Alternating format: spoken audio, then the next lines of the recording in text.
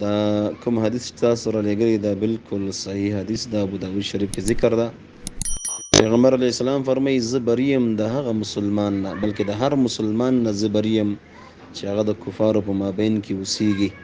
نو صحابه کرام ورنه پوښتنه وکړه یا رسول الله ولې؟ وایي ځکه چې مسلمان د کافر نه باید دومره لرې اوسیږي چې مسلمان د کافر اوره مونه ګوري، چې اورې بلي هغه هم په نظر را نشي، دومره لرې ته نه اوسیږي. او همدغه شان بل حدیث کې راځي پیغمبر علیه السلام فرمایي څوک چې د کفارو په ملک کې وایستدل او اقامت یې اختیار که نو دا د کفارو مماثل ده، یعنی مماثلت کې د کافرو سره یو شی ده. نو بل وعید دا د څوک چې د کفارو په ملک کې اوسیږي پیغمبر علیه السلام فرمایي دا د کفارو مماثل ده، د دوی سره یو شی ده، د دوی برابر ده. نو د کفارو سره اوسېدل نه منع راغلی، کفري ملکونو کې اوسېدل نه منع راغلی. په هغه صورت کې فقهاو جایز لیکلي دي کله چې سړی د اسلام په امور او احکام باندې آزادانه عمل کولی شي، بندیز ورباندې نه وي. همدغه شان هغه علاقه کې بېحیایي، رسوایي، بددیني، بېدیني، بد اخلاقي دا نه وي، نو په هغه صورت کې که مسلمان په داسې کفري ملک کې اوسیږي چې هلته عقیده، اسلام، اعمال محفوظ وي او د فتنو ماحول نه وي هغه ځای کې، نو په هغه صورت کې د ضرورت په خاطر باندې بیا جایز ده.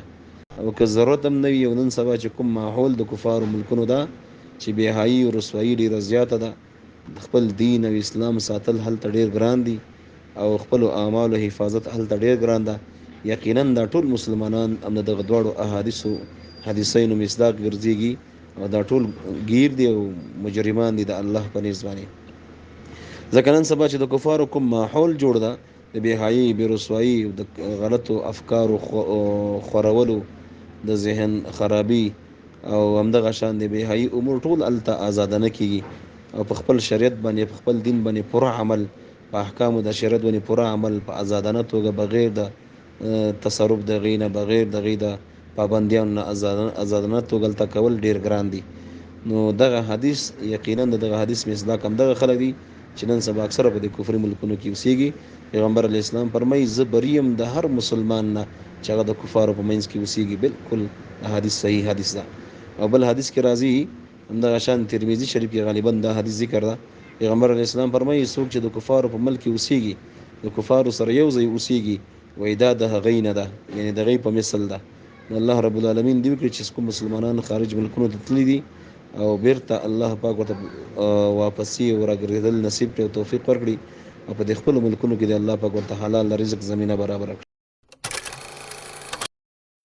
ملګرو په دې هیله چې ټول به روغ او جوړ اوسئ.